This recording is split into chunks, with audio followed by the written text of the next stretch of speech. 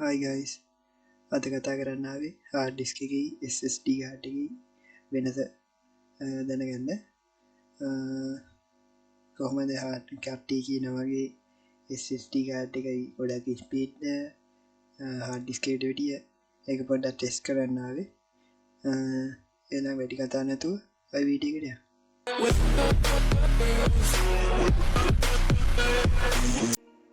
හරි එහෙනම් දැන් අපි කරන්න යන්නේ එකම ලැප්ටොප් එක Windows 10 දාලා තින්නේ core 2 processor එකක් තින්නේ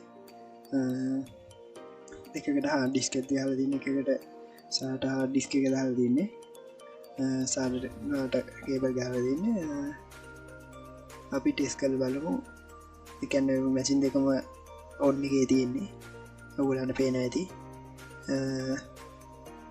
අපි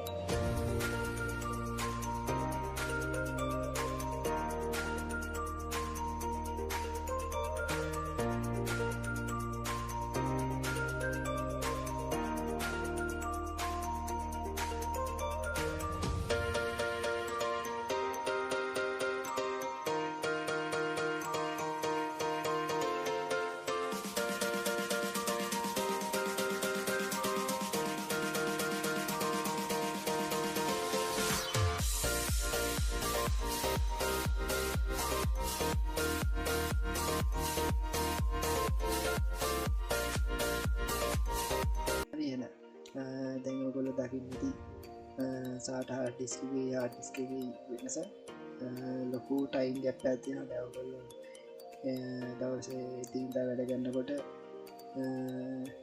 ලොකු කාලයක් ඉතුරු කරගන්න පුළුවන්. හැබැයි hard disk එකේ වියදම් වැඩි SATA hard disk එක normal hard disk එකට වැඩිය. ඔයගොල්ලන්ට තේරෙනවා දැන් මොකක්ද වෙනස කියලා. ඔයාලට දැනුමක් ලැබුණා නම් අල්ල තියෙන subscribe button එක එහා පැත්තේ තියෙන bell icon එක click කරලා ඔබ අපිට අපේ වීඩියෝ එකක් දාපුවා notification එක යන විදිහට හදාගන්න පුළුවන්. අපි එනම් ඊළඟ වීඩියෝ එකකින් හම්බ වෙමු.